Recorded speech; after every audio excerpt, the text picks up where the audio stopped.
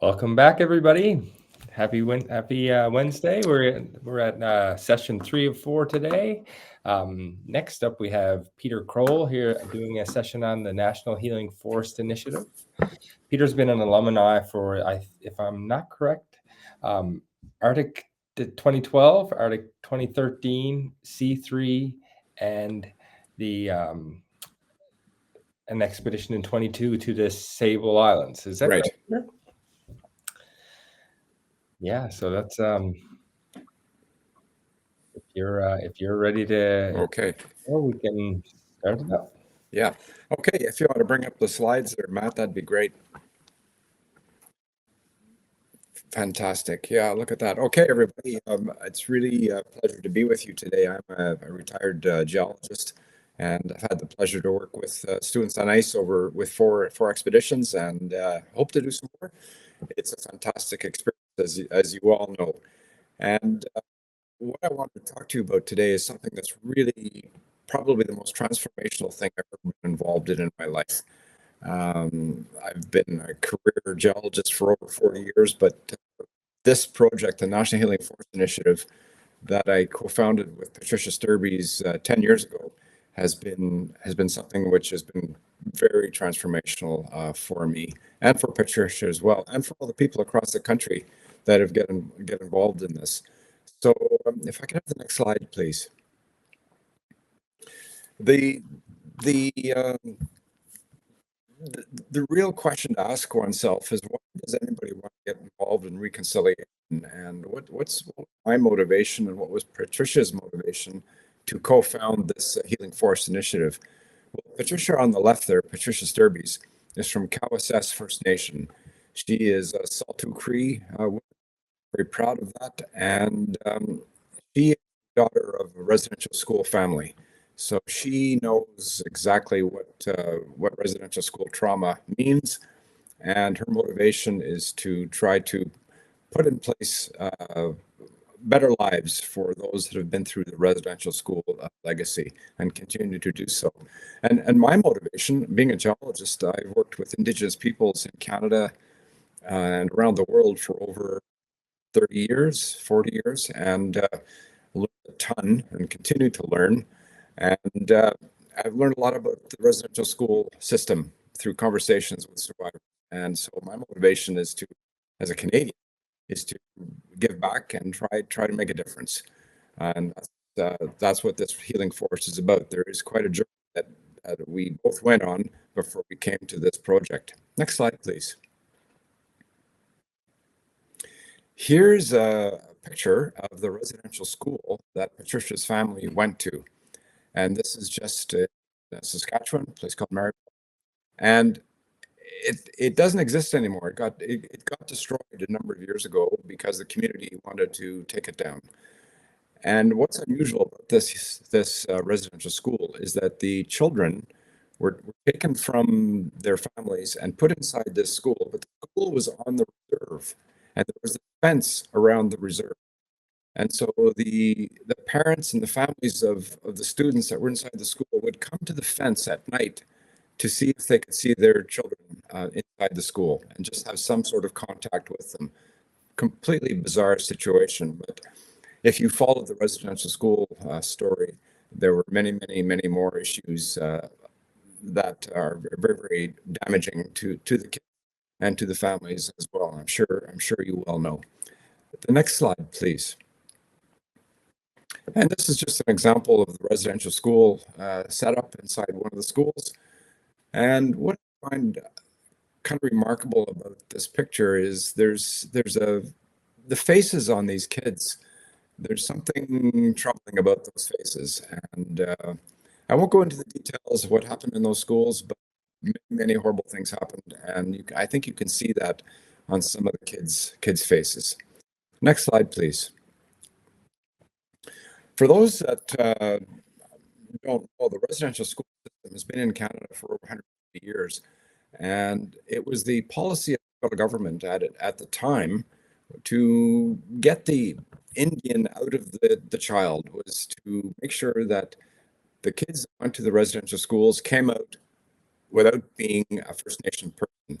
They would lose their language, they would lose their culture, they would lose their braids, they would lose everything that identified them as a Cree or as a Mohawk or as Inuit. It was to just eradicate their culture, to get rid of the Indian problem, as it was called. And there was a policy to separate the child from the family, which was a very direct way of removing any sense of culture and identity if you were Cree or that sort of thing. It was in the Constitution Act.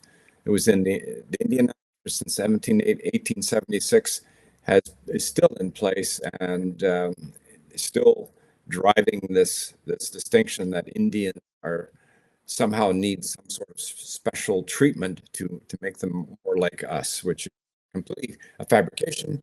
And as I'll get to later, you'll see what the government has done to try to rectify this. Next slide, please. This is a statement from one of the bishops from 1875, and I'll just read this out to you. We will instill in them a pronounced taste for the native life, so that they will be humiliated when reminded of their origin. When they graduate from our institutions, the children have everything native except their blood.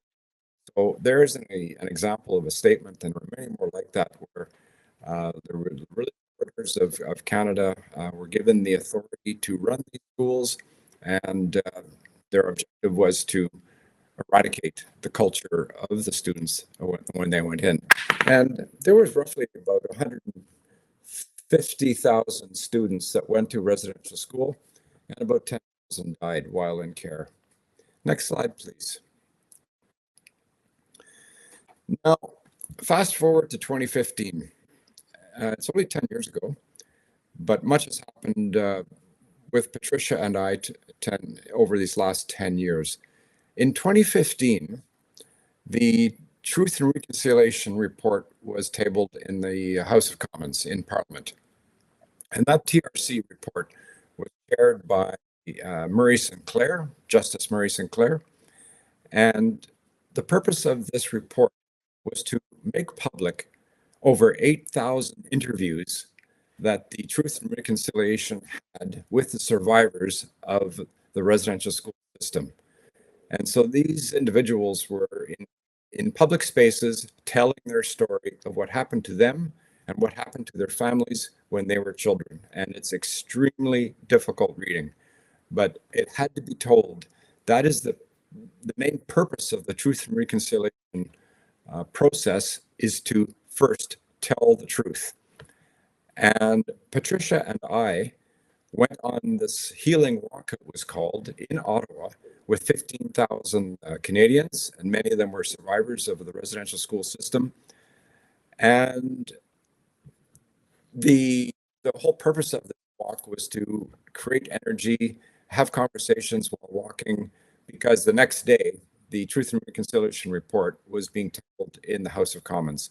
What is very unique about this report is that there are 94 calls to action, not recommendations, but calls to action that every Canadian actually can do something about. So next slide, please. And I just want to say to you, before I get on to this conversation about Claire, is that on that healing walk, I'm just a citizen of the country wanting to do something. And I'm walking along and I'm thinking to myself, what could I do about those 94 calls to action? Is there anything in there I could do? And it was something that was really kind of bothering me. And I came to the conclusion that if we're going to talk about reconciliation at all in Canada, you cannot do it inside buildings that were designed and constructed by the culture that caused the residential school problem in the first place. What I mean by that is having conversations about reconciliation inside a church, inside a university, inside a school can be very triggering for the survivors of the residential school system. So I thought, well, where else could we talk about reconciliation? And the obvious answer was outside, in a forest, in a green space. And I shared this idea with the person that was walking to the right of me, and I had never met this person before. And I shared my idea with her. And I just said what I said to you now. And she turned to me and said, I want to help you with that. It turned out this was Patricia Stories, a Saltu Cree woman and a survivor of a residential school family. And so for over the 10 years, we've been working together on the Healing Forest project.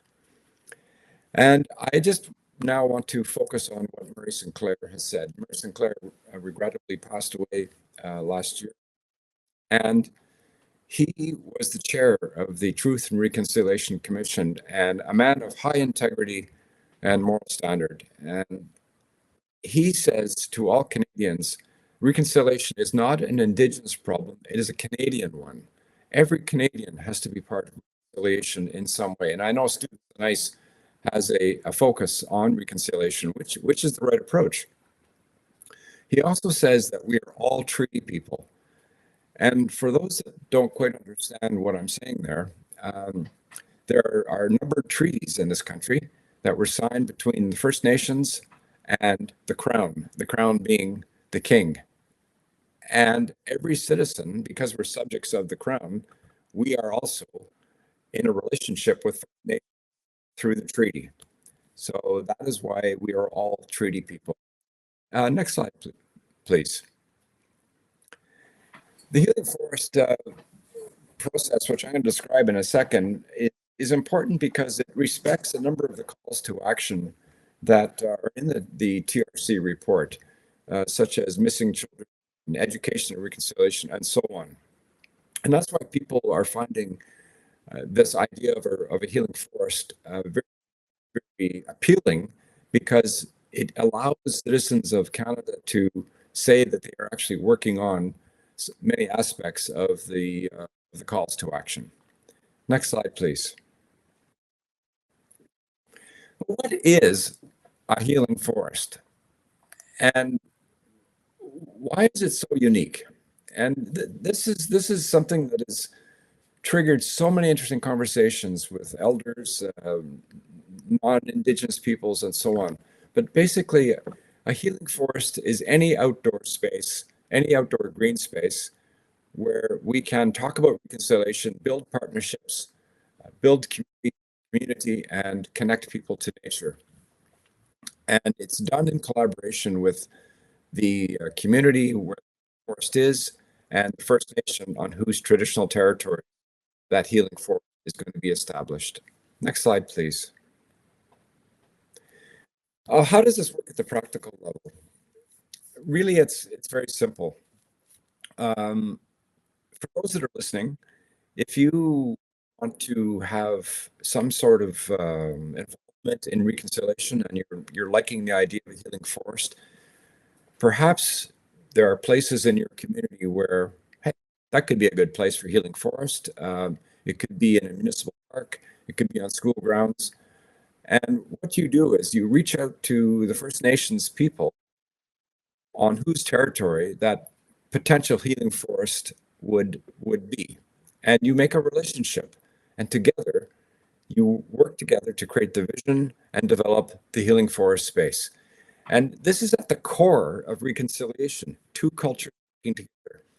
I am a non-Indigenous male, and my partner in the Healing Forest Project is an Indigenous woman. That is at the core of reconciliation. Both cultures working together, both cultures finding out of each other, both cultures working together to make something positive. And this has been the model of each reconciliation healing forest across the country. And there's 31 now, with about 30 more being planned. Next slide, please. So what are the main steps in creating a healing forest? It's really quite simple. As I said in the previous slide, you've got an interest in developing a space for reconciliation. You reach out to First Nations, Métis, or Inuit in your community. Sit down over tea or coffee or whatever, start thinking about an idea, develop it together. And with the idea, perhaps you have to go to a council or to school or to a church to get funding. And there's a lot of funding sources for this, and together you develop this space. And that's how simple this is. It's just people working together, developing these spaces for reconciliation. And I'll be showing you some examples that have developed across the country. And each of these spaces are becoming extremely powerful places for community building. And I say that because you're getting many elements of reconciliation, such as the police, ministers, priests, and so on involved in this. And of course, they're representing the faction that were the authority in the older days that were implementing the school policy, which was so damaging to First Nations, Métis, and Inuit across the country. But now they're involved in developing these spaces in a good way. Next slide, please. The types of healing forest spaces that could be developed are absolutely limitless. I'll show you some pictures, but right now we've got healing forests in municipal parks, school grounds, university grounds, private land, hospital grounds, and even healing forests on First Nation territory. There's two in Nova Scotia and one in Prince Edward Island. And each one is unique because each one has been developed at the local level by the community with a partnership with First Nations. And I need to emphasize one thing, that Patricia and I have developed this project called the National Healing Forest Initiative, but we're not an NGO. We don't have any legal documents. We don't have any board. We don't have any budget. We don't have any office. All we have done is create an idea, created a website, and we share that idea with people across the country. And if they like the idea, then the community who's liking the idea develops the healing forest space. It's that simple. And there's no bureaucracy, no forms, no kind of difficult processes and hoops to go through. It's just about relationship, which is at the core of reconciliation. Next slide, please. Here's some examples of some healing forests that have been developed across the country. This is on Prince Edward Island, and it's the Scotch Forest Reserve. It's a green space. It was a place where there was no forest before, and this community came together to plant trees and develop a healing forest space for reconciliation. Who started this? Well, it started by this particular healing forest was started by Students on Ice alumni. He was his name was Brendan Kelly, a wonderful guy, and he's become a close friend. He was going to school at university in Prince Edward Island, and he liked the idea of healing forest. So he approached the Scotch Forest Reserve and developed a relationship with them over a year. And they started to have a conversation about reconciliation, what it meant to the community. And together, he and his partner, Lee, and the community developed this healing forest space. So congratulations to Brendan Kelly from Student Ice, because that was one of the earlier healing forest spaces that was developed. Next slide, please. Here's another example. This is in Perth, Ontario. It's in a municipal park. It's called Last Duel Park. And the community got together and said, we like the idea of a healing forest. And so they approached the Algonquin Nation, and together they developed this healing forest space. It's quite simple, but it's extremely powerful. And each September 30th, which is the National Day for Truth and Reconciliation, community gathers with First Nations, and together they have special ceremonies and teachings about the residential school legacy and healing. This is all about healing and getting to know what happened in these institutions and how communities can come together to heal, because there's one person in this country that doesn't need some form of healing, and these spaces are providing healing energy for non-Indigenous people as well. Next slide, please. Here's a more elaborate healing forest space. This was, again, developed on municipal land in a park in Winnipeg called St. John's Park. And The city council was so taken by the healing forest concept that they released quite a bit of funding to develop this space. And you'll see in the next slide what this looks like. There you go. There's a nice overhead shot and another shot where this is a more formal kind of structure, but nevertheless, it's extremely powerful because it's used for teaching, it's used for conversations about reconciliations, it's used for ceremony, where the local Indigenous peoples come together to conduct ceremony, non-Indigenous people, to teach them about their culture, to teach them about the residential school legacy and what it means to go forward in a good way. Next slide, please. Can someone develop a healing forest on private land? Yes, you can. And this is a healing forest that is just east of Montreal. And the landowner there on the left, Terry Lukes, is a wonderful gentleman. He's got some beautiful forested acreage, and he was taken by the healing forest idea, and he developed a healing forest space with the Mohawks of his neighbors are Mohawks and Odanak. And so together they developed this healing forest space. So people ask, well, if it's on private land, do people come onto this space all the time? No, it's private land, and he invites the community to come by invitation. And so on special days, he will have a ceremony of all kinds of interesting things happening in this healing forest space, but it's all centered around reconciliation. Next slide, please. This is a very, very special healing forest. Well, they're all special, but this one is particularly unique. And in Cape Breton, there is a healing forest space at Riverside Public School. And there's a 2-kilometer trail that was developed adjacent to the public school. It's a kindergarten to grade 8 school. And in the middle of this trail is the healing forest space. And you can see how it's constructed with the medicine wheel and its lovely, lovely sitting area. And the children always want to have their classes outside. They don't want to have classes inside. They want to have classes outside. And they come to this healing forest space to have their classes. And in special occasions, elders will come to talk to the children about reconciliation and to talk about what it means to be a First Nation person. And the community is the Eskasoni First Nation. And of course, the culture we're talking about here is Mi'kmaq. And so, again, is another example of how these places become very dynamic and very transformational for the communities involved in creating a healing forest space. Next slide, please. This is an example of healing forest space on a church ground. Now, as you know, churches were involved in causing these problems when the children were in these residential school spaces. Not every First Nation person suffered, but many, many did. And the churches were ultimately held responsible for this. But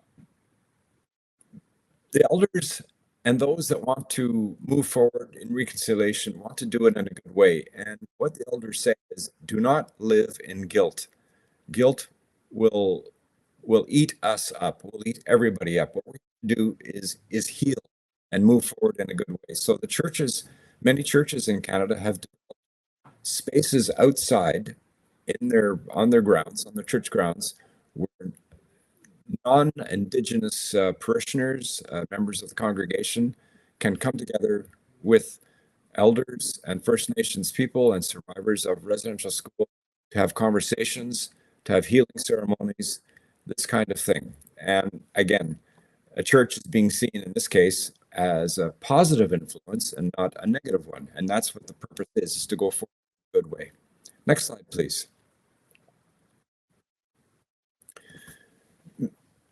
That's just a brief overview of the kinds of healing forests that exist in this country. As I said, there's 31 now, with another 30 being planned, all at the local level.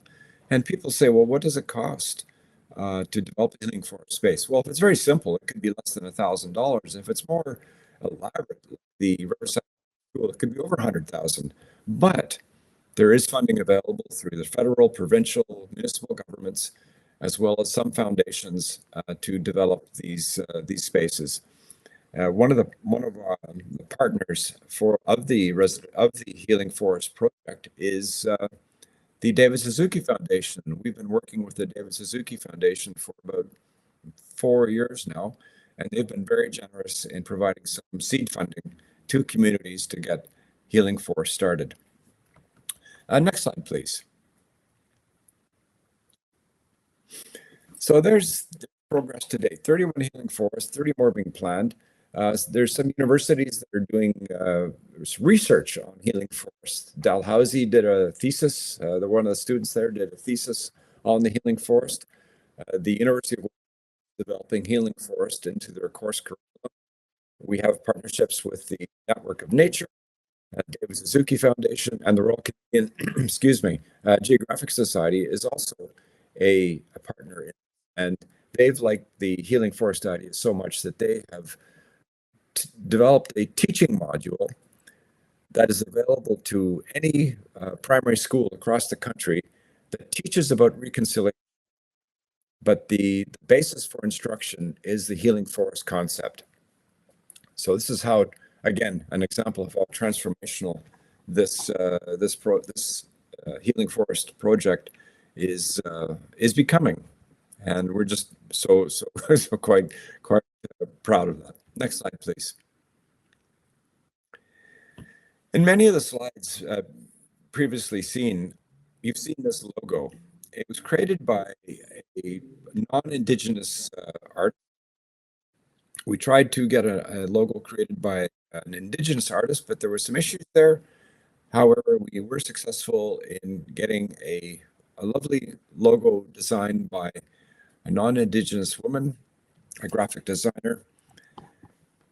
And the first time that she showed us this image, we knew that that was the image for the healing forest. The first time we saw it, we said, that's it.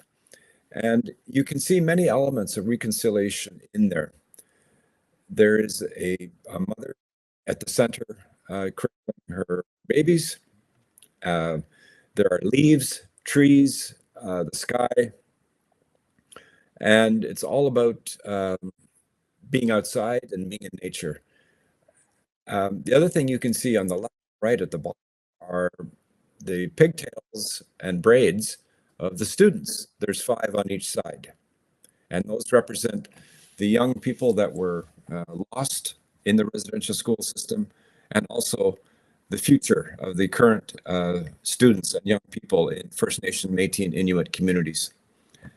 And an elder looked at this image, and she said, this is really kind of a profound image, because I see a turtle. And as you know, we are on Turtle Island, and how you see a turtle is there's the 2 eyes on the right, and the claws of the turtle are the 5 students on each side, as if you were on your hands and knees looking face onto a turtle. So we didn't see that before until this First Nation elder said, I see a turtle. So again, that's a nice nod to the culture of First Nations, since we're on Turtle Island, as you know. Next slide, please. So really, I'm getting to the end of my conversation with you. I hope you find this interesting. Anybody in Canada can develop a healing forest if you wish. A lot of people struggle with the idea of what can I do about reconciliation? Well, there's 30 communities across the country that have said the healing forest is an idea we can do something about, and they go ahead and they form a partnership with First Nations, Métis, or Inuit, and they create these spaces. And you can go to the website and you'll see what we've done and the kind of reach that this project has had across the country. At the center of each healing forest, though, is a partnership between the non-Native people and the Native people. And together, you come together and create the vision and create these spaces for your own needs, for your own culture, and for your own history of those communities. And that's why it's so, again, I use the word transformational, because each healing forest is unique and owned by the Indigenous peoples and the non-Indigenous peoples in their own communities. Next slide, please. Is the National Healing Forest Initiative working? And this is an image of Stephen Augustine. He's a hereditary chief and associate vice president at Cape Breton University. He's an extremely influential elder. He's Mi'kmaq from Eskasoni, and he worked very closely with the Riverside Public School to make sure that everything was done in a good way for that healing forest. And he came away from that process saying, the healing forest process is working because this is conciliation in action. It's not just words. Elders across the country and First Nations survivors, not First Nations survivors, but residential school survivors, are saying it's so easy to talk about reconciliation and say you're going to do something and have land acknowledgement. Nothing wrong with land acknowledgements, but elders and survivors saying you've got to do something. We need action on reconciliation. And Stephen Augustine says these healing forests are representing actual action for reconciliation. Next slide, please. So this is an invitation to you. If you like this presentation, you can reach out to me and to Patricia with the email in a second. But there's many things that happen in this healing forest. It's not just the reconciliation. It's also connecting people to nature through the teachings of the elders. It addresses climate change because forests are being planted to address climate change. And there's also this idea of two ways of knowing, or two-eye seeing, which is there's the non-Indigenous way of knowledge, and then there's an Indigenous way of knowledge. And both of them are powerful, but in this healing forest space, you can bring both of them together, which is a lovely sort of thing together of two ways of seeing how the world works. And of course, building community. Every healing forest space that's been developed has built and strengthened community fabric. And in some cases, homeless people are being invited to participate in the design and building of forest spaces, to give them a sense of community, give them a sense of purpose, and to maybe help them with the healing journey. Next slide, please. This is the last slide, and there's the website. There's our email, and I invite you to reflect on what I've said. And if you think this is of interest to you and have some questions, you can reach out, and we have questions now, of course. But this is a project that anybody can get involved in.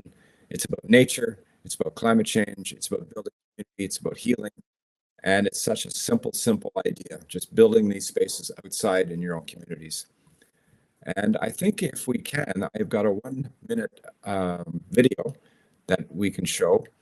And Mac, if you want to try and fire that up, if not, it's in the chat and you can look at that at your leisure.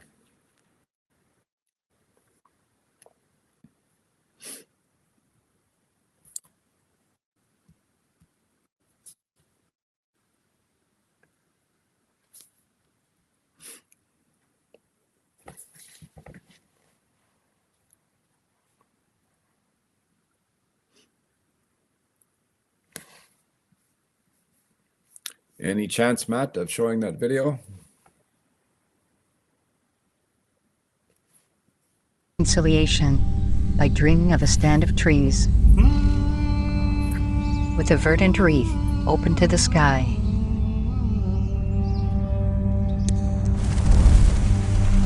It filled with luminous light and became a place for remembering, for healing. The wind whispering to us all, gather softly and be still.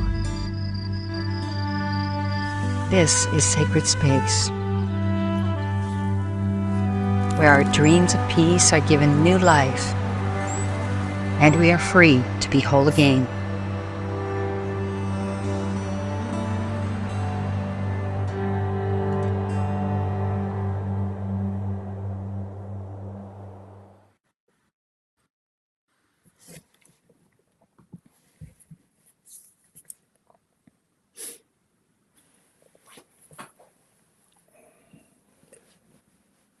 Thanks, Matt. There was a few issues there, but that's part of technology. There was a bit of echo and things like that, but that's okay. You can look at the video when you have time. It's only 1 minute long, and when you do that, you won't have all that to echo. But thanks, Matt, for doing that. Thank you, Peter. We might have a few folks here chime in and ask you questions or write you in the chat here now. So I think Mike Jensen just wrote something.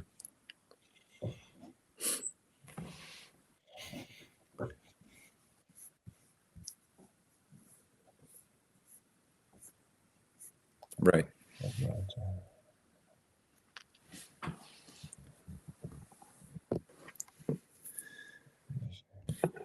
Yeah, I see Mike Jensen. Hi, Mike.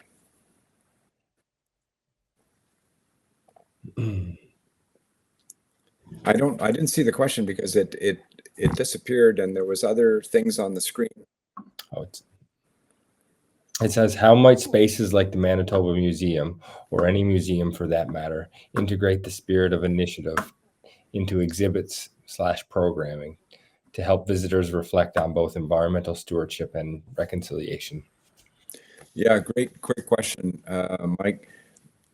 If you like the idea of a healing forest, then I haven't been to the Manitoba Museum, but you might have some green spaces outside on the property or nearby.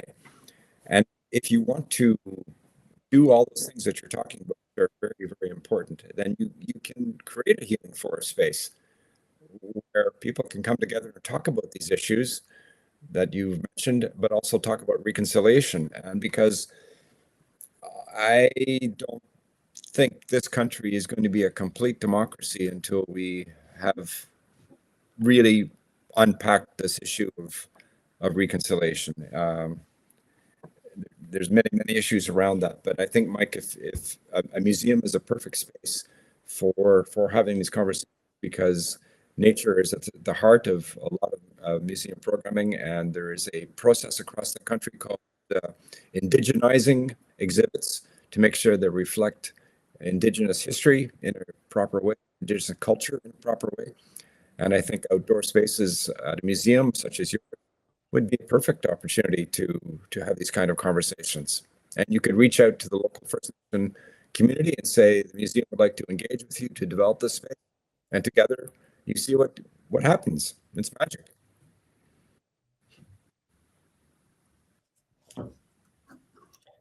Did anybody else have any questions or comments for Peter?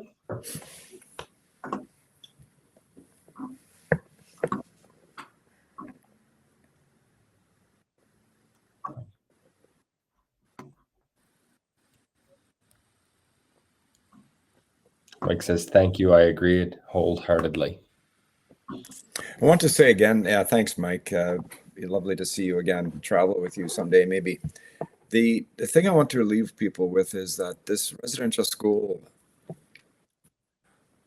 process was around for about 100 years. The last residential school closed in 1995.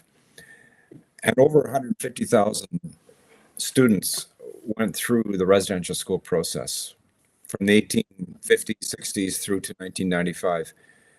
And not many people know this, but over 10,000 students died while in residential school care. And for those that have been following the news, graves are being found on school grounds across the country where residential schools were built.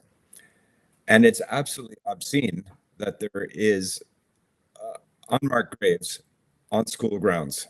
There's something terribly, terribly wrong with that.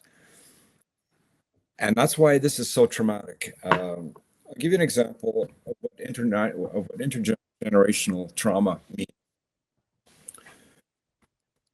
my partner in this project, as I said, is Patricia Sturbies, and she is Saltu Cree. Her mom went to residential school.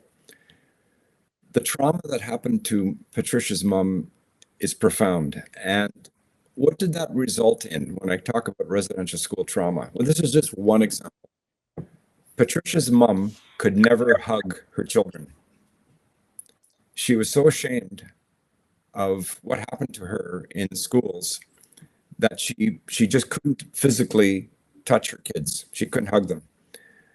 And I find that such so sad. And this is just an example of what intergenerational trauma means. So now Patricia carries that. Patricia did not go to residential school, but she carries that pain.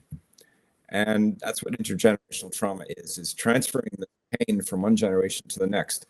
And we're just hoping that in our own small way, these reconciliation forests or healing forests, it's just our attempt in a small way, two Canadians working together to try to ease that pain through conversation, ceremony, unpacking truth, and doing it outside with your feet connected to the ground and under the sky. And that's just a better model than inside the building, that's for sure. Thanks, Mike, for that.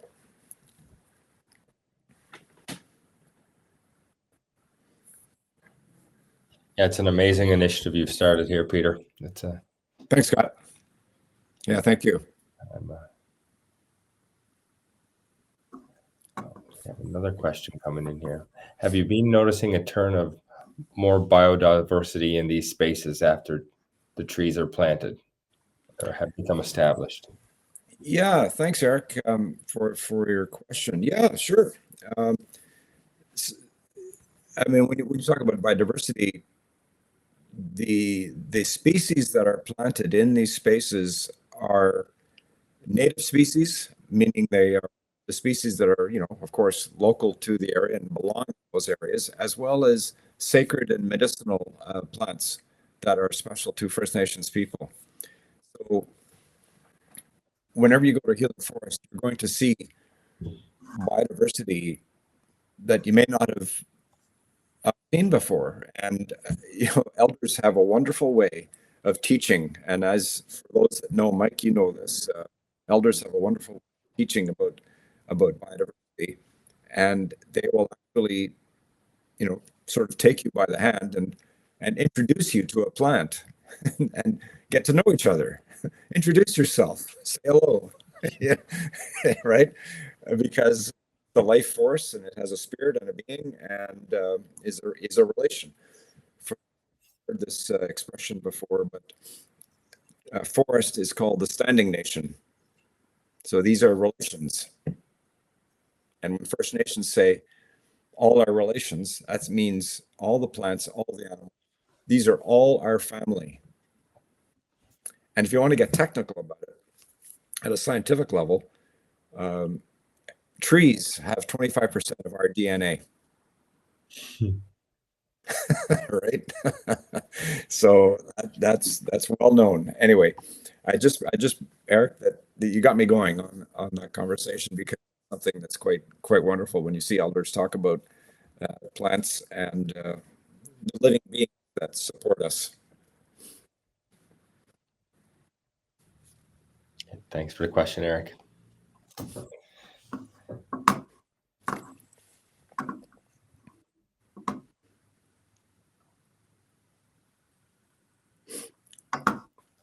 Well, after this session, we are leading into a truth and reconciliation discussion with Victoria Grant. That's happening at 6 p.m. Eastern Standard Time. So if you folks are interested in sticking around, can catch that one as well. She has 3 other panelists that's going to be joining her. So thanks again, Peter. Yeah, thank you very much. Kirsten, thank you very much. And if anybody has any questions, I don't know who's online, but any questions, please reach out to me on the email, and we will definitely send information to start a conversation. Yeah, I'll make sure to get your email in the chat there. Okay. All right. Thanks again. Thank you. Thanks, everybody.